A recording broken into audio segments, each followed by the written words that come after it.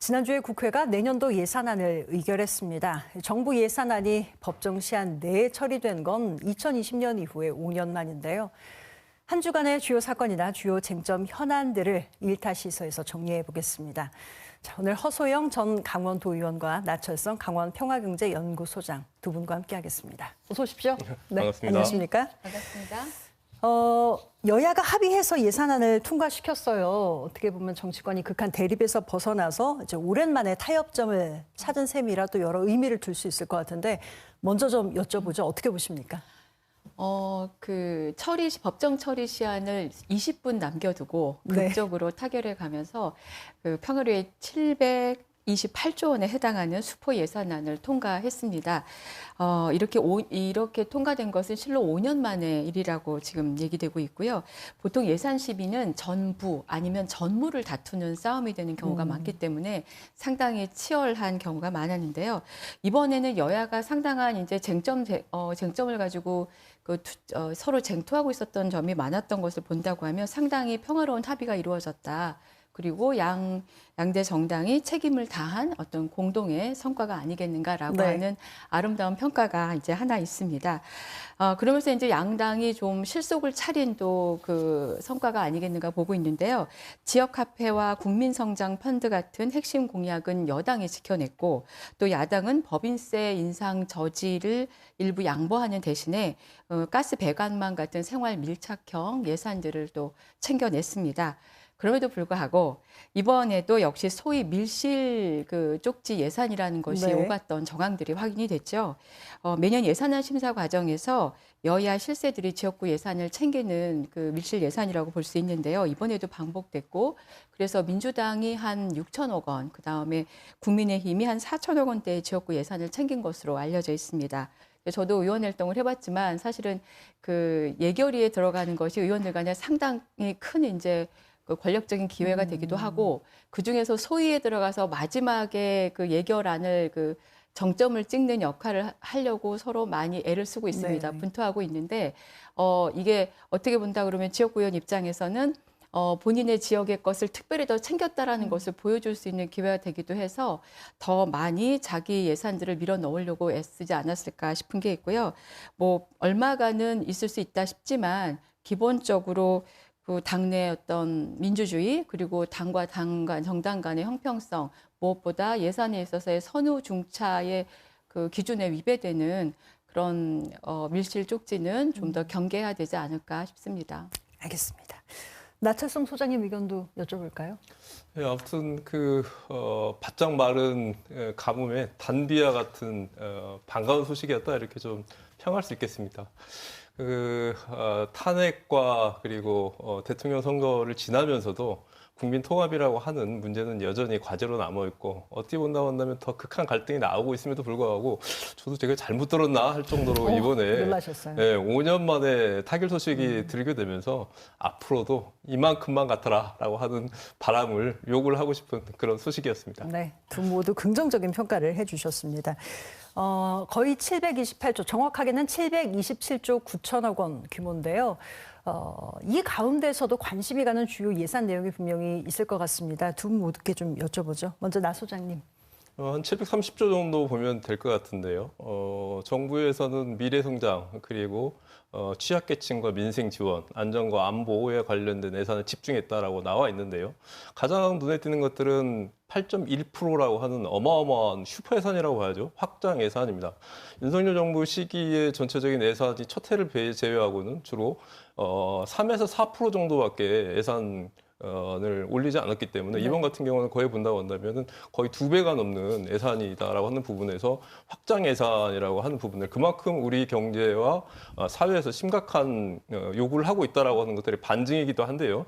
그럼에도 불구하고 좀 우려가 되는 부분들은 현재 물가 상승률이 무섭게 치솟고 있습니다. 강원도 같은 경우는 2001년부터 25년까지 4년 동안 그 물가 상승률, 식료품비 물가 상승률을 보면 27%가량이 어마어마하죠. 오른 걸로 걸로 나타나고 있거든요. 자칫 잘못하다가는 이러한 예상들이 돈 풀기에 끝난다고 할 경우에는 다시 물가를 건드릴 수 있기 때문에 슈퍼 예산이 정확하게 민생에까지 주머니 속에 꽂힐 수 있도록까지 효과를 봤으면 좋겠다라고 하는 부분들이 하나 있고 또 하나 말씀드리고 싶은 거는 좀 우려가 됐던 부분들인데 이번에 눈여겨봐야 될 예산 중에 하나가 국방비 예산이 무려 7.5%나 신장을 했거든요. 윤석열 정부에서도 3.5%에서 4% 정도밖에 늘리지 않았는데 현재 이재명 정부의 국정 철학의 중요한 부분들이 남북 화해와 그리고 또 평화라고 하는 이러한 기초하고는 역행되는 이러한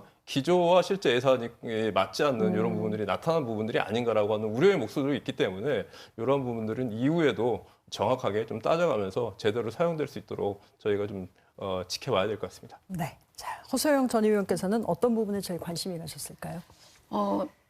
저는 일단 이제 민주당이 민생 회복과 미래 성장 동력으로 가장 크게 내세웠던 게 지역화폐 예산과 그 다음에 국민성장 펀드였는데요. 네. 지역화폐 예산 같은 경우에는 윤석열 정부 때 2023년에 완전히 삭감되는 비운의 예산이기도 했습니다. 그런데 이번에 삭감 없이 1조 1,500원이 그대로 배정이 되어서 그 지역의 지자체에서 좀 한숨 트이는 그런 역할을 해줄 수 있을 거라고 보고요.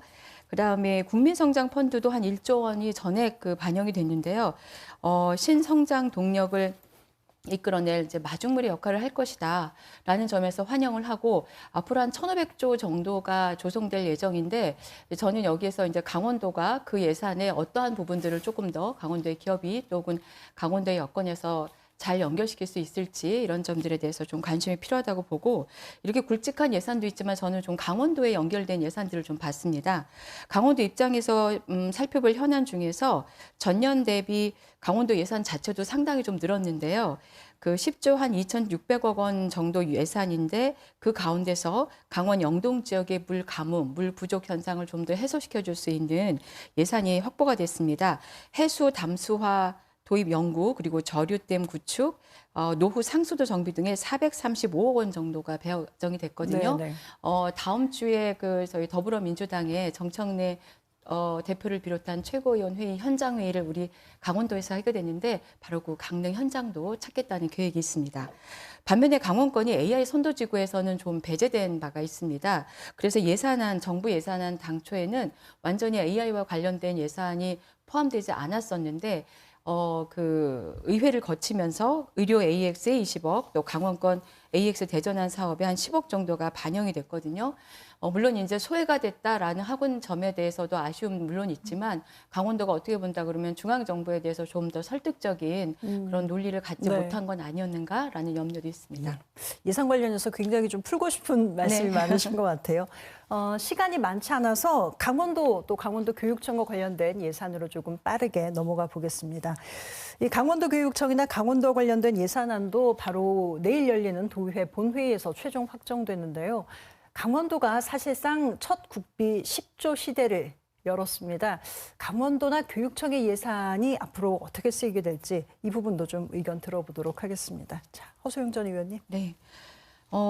이것도 정말 그 전 때보다 항상 이렇게 부피가 더 늘어나는 예산들이 책정이 되고 있는데요. 정말 중요한 것은 예산을 얼마큼 확보했느냐가 아니라 그 효과가 주민들의 일상에서 체감돼야 되는 게 중요하다.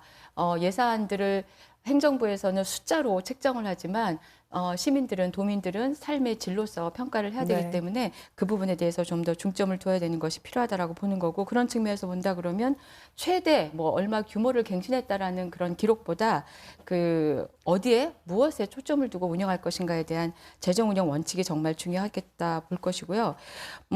지금 앞서서도 계속 얘기했다면 10조 한 2,600억 정도를 확보하면서 사상 최대 규모가 됐고 또 이번에 국회 심의 과정에서 597억 규모가 그대로 추가 증액이 됐습니다. 그래서 상당히 이제 규모가 커졌는데 이 예산 팽창의 동력이 정말 우리 그 강원도 내에 자체 내에서 생산된 것이라기보다 국고 보조금을 통해서 확보된다는 점에서 우리 강원도의 어떤 재정 경쟁력을 좀 더 네. 확보하는 데에도 더 노력이 필요하지 않을까 봅니다. 네. 자, 나철승 소장님. 이거 하나 좀 짚고 넘어가야 될 것 같은데요. 강원도 같은 경우도 올해 국비를 10조 이상 확보하게 되면서 커다란 성과인 것처럼 얘기를 하고 있지만 차갑게 따져봐야 될 필요가 있다고 봅니다. 네. 이 전체 예산 대비 5.7% 전년도에서 증액된 건데요. 아까 말씀드렸던 것처럼 현재 국가 예산이 8.2% 증가된 부분들이 있는 거고 특히 이 광주 같은 경우는 16%, 전남 같은 경우는 10%, 전북 같은 경우는 무려 9%나 올라가지고 강원도 대비 2배에서 3배까지 올라갔거든요.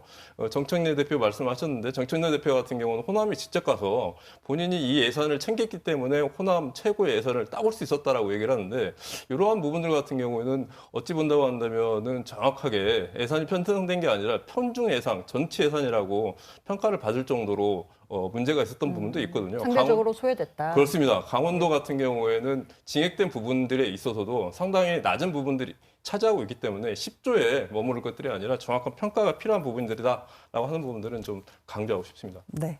자, 마지막 질문이 남았는데요. 자, 내년 강원도 예산과 관련해서 반영되지 않은 예산이나 또 쟁점 예산도 분명히 있습니다. 이 부분 좀 짧게 들어보도록 하죠. 나 소장님. 내일이 본회의가 개최되는데 강원도구에 가장 핵심 쟁점 예산이 지금 강원도 교육청 예산이거든요.